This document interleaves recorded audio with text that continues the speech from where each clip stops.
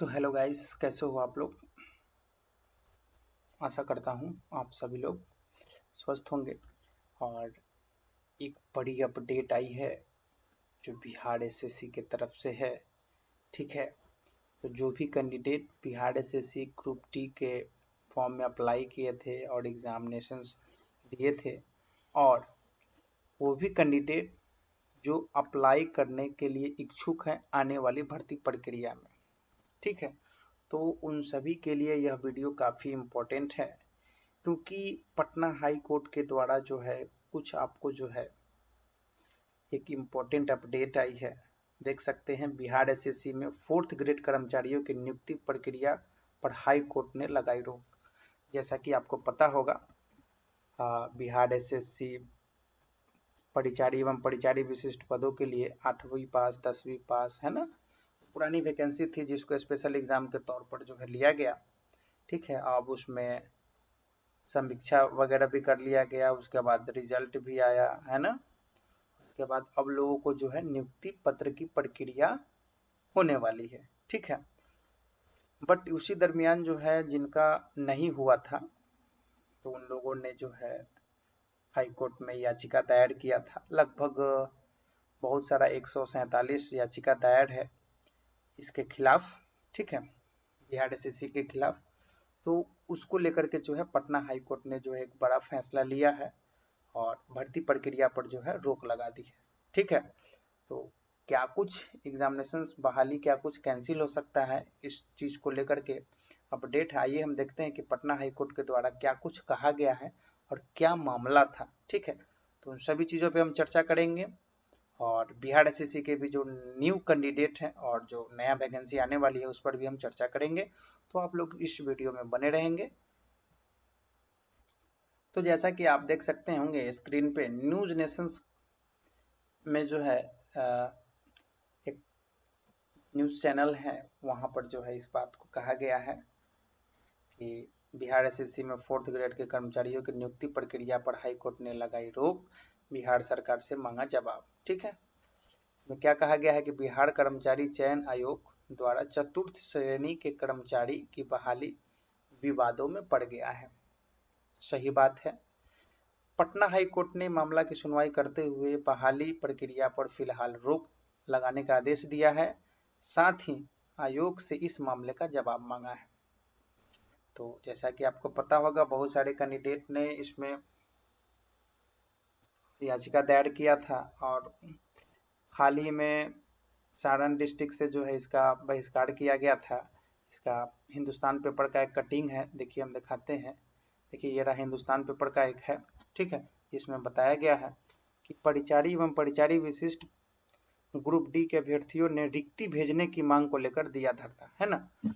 ऐसा मानना है इन लोगों का कि रिक्तियां ज्यादा थी, बट रिक्तियां कम होने के कारण जो है बहाली कम हुआ है ना। यानी कि 15 जो सारण में हुआ है सिलेक्शन कैंडिडेट का, उतना ही सीट नहीं था, उससे कहीं ज़्यादा था। इन लोगों का यह कहना था, जिसको लेकर के लोग धरना प्रदर्शन किए।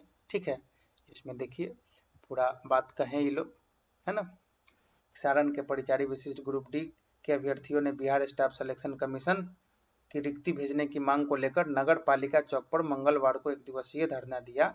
अभ्यर्थियों ने कहा कि सारण जिले से रिक्ति बिहार स्टाफ सिलेक्शन कमीशन को नहीं उपलब्ध कराए जाने को लेकर उनकी चयन नहीं हो पा रही है।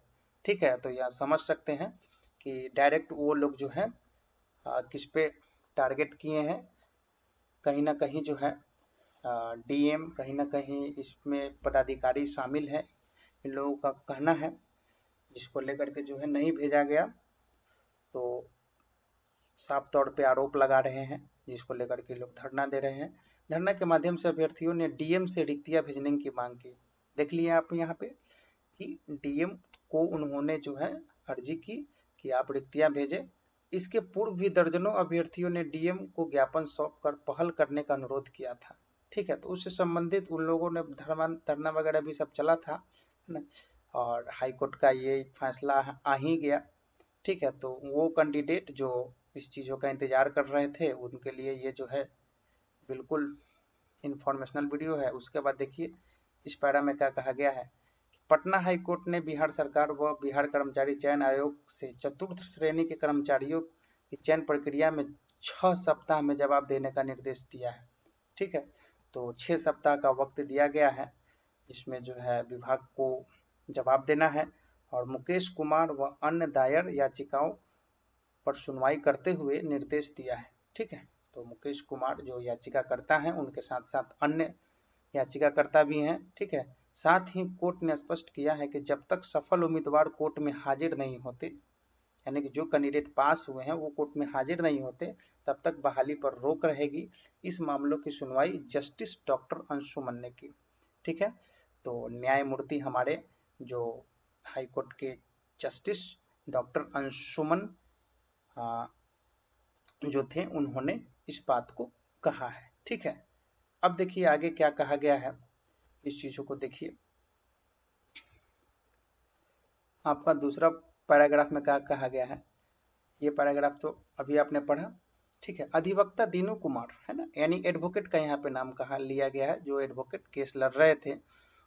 तो दीनू कुमार ने बताया कि जिसमें 15 जनवरी 2025 को बिहार राज्य कर्मचारी चयन आयोग ने भागलपुर जिले से 30 उम्मीदवारों को काउंसलिंग के लिए 18 फरवरी 2025 को बुलाया था।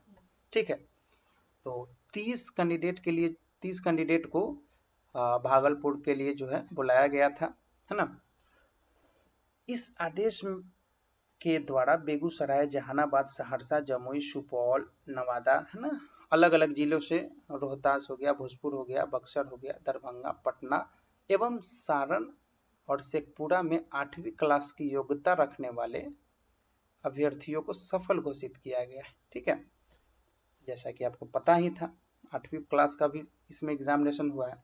और दूसरी ओर बेगूसराय, देखिए यहाँ पे क्लेम यही किया गया है कि दूसरी ओर बेगूसराय, सहरसा, बांका, नालंदा, समस्तीपुर, पूर्वी चंपारण, पश्चिमी चंपारण, कैमूर, खगड़िया, अररिया, अरवल, सीतामढ़ी एवं सिवान जिलों में 10वीं क्लास की योग्यता रखने वाले उम्मीदवारों को सफल घोषित किया गया।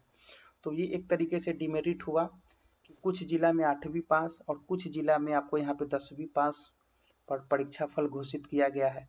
तो यह तो एक गलत चीज है ना। तो यही सब लेकर के जो है पटना हाई कोर्ट ने इस बात की क्लैरिफिकेशंस मांगी है।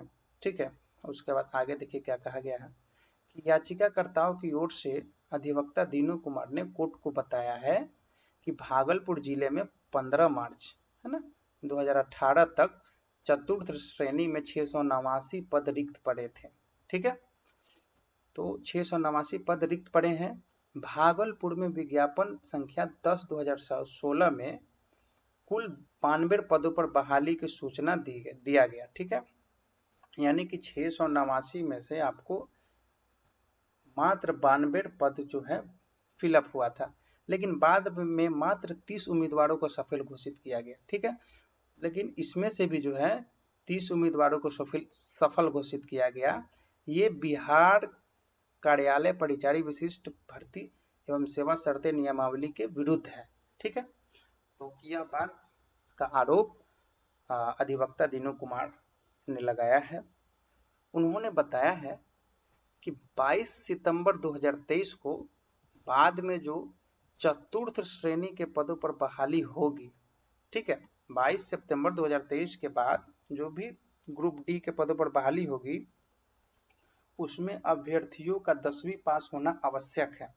राइट, तो बिहार कर्मचारी चयन आयोग द्वारा 100 अंकों की लिखित परीक्षा के आधार बनाते हुए योग्यता सूची बनाकर परिणाम घोषित करना है। ठीक है ना, तो इस तरीके से जो है इन्हीं सब बातों का जवाब मांगा गया है, जो कि पटना हाई कोर्ट ने इस बात को लेकर के अपडेट किया है। तो यहाँ पे एक चीज समझ गए कि फिलहाल अभी जो है उस सभी भर्ती प्रक्रिया पर स्टे लग गया है। ठीक है, जो बिहार कर्मचारी चयन आयोग वेटनरी कॉलेज पटना का है ना, तो उस प्रक्रिया पर रोक लग गया है। और उसको लेकर के जो है आगे की बात करें तो हमें थोड़ा समय लेना पड़ेगा, क्योंकि विभाग इस बारे में क्या कहती है हाई कोर्ट के सामने में उनको भी समय दिया गया है, लगभग 6 सप्ताह का समय दिया गया है। तो इंतजार करें। तो जो भी कैंडिडेट का नहीं हुआ है और याचिकाकर्ता, आप लोग बिल्कुल आप लोग मतलब हम क्या कहें कि सीधा हम एक लाइन में यही कह सकते हैं कि कोर्ट जो है, न्यायालय, न्याय पर भरोसा रखिए और सब चीज़ अच्छा होगा। फिलहाल यह जो अपडेट था, जो आप सभी को बहुत जानना जरूरी था, जो भी बिहार कर्मचारी क्लास 4th ग्रेड के परिचारी एवं परिचारी विशिष्ट पदों पे बहाली को लेकर के जिन जो भी कैंडिडेट इसमें शामिल थे उनको लेकर के ये बड़ी अपडेट है। ठीक है, तो चलिए फिलहाल यह चीजें रोक दी गई है। और एक और बात कहा गया है कि बिहार एसएससी ने जो आगे चल करके ये जो बहाली है आपका ग्रुप डी का, उस पर भी रोक लगा दिया है। पहले इस बात को कहा गया है कि पहले इस प्रक्रिया को क्लियर किया जाए। ठीक है, यानी कि पहले इसको क्लियर करना है, बाद में कोई बिहार एसएससी ग्रुप डी का बहाली होगा। ठीक है, तो यहाँ भी एक तरीके से जो है डिले हो सकता है। अगर यहाँ पे अगर विभाग अगर कुछ अगर इशू अगर आता है, विभाग अगर क्लियरेंस नहीं कर पाती है, तो हो सकता है नेक्स्ट जो आपका भर्ती आने वाला है उसमें थोड़ा बहुत समय लग सकता है। ठीक है, तो फिलहाल हम लोग इंतजार करेंगे, वेट एंड वॉच करते हैं और जो कुछ अपडेट आएगा वो दिया जाएगा। लेकिन आप लोग तैयारी में हैं तो आप लोग लगे रहिए, क्योंकि 6 सप्ताह के अंदर में विभाग अपडेट मांगा तो लगभग 1 महीने का समय है, उसके अंदर में विभाग अपडेट कर देगी और जो चीज़ें होगी बिल्कुल ट्रांसपेरेंट होगा, पारदर्शी होगा, है ना। तो चलिए, यह वीडियो इंफॉर्मेशनल था जो आप सभी के बीच शेयर करना था। आई होप कि यह वीडियो आपको पसंद आया होगा और जो भी कैंडिडेट का जो एक तरीके से जो आशा टूट टूट चुका होगा, क्योंकि जिनका नाम नहीं आया होगा उनका आशा टूट चुका होगा, तो उनको एक फिर से एक उम्मीद जगा है। ठीक है, तो उम्मीद पे दुनिया कायम है और आप भी उम्मीद पे लगे खड़े रहें, हम भी उम्मीद पे ही हैं। ठीक है, तो चलिए फिर मिलेंगे। वीडियो में बने रहने के लिए आप सबका यहाँ पे बहुत बहुत धन्यवाद।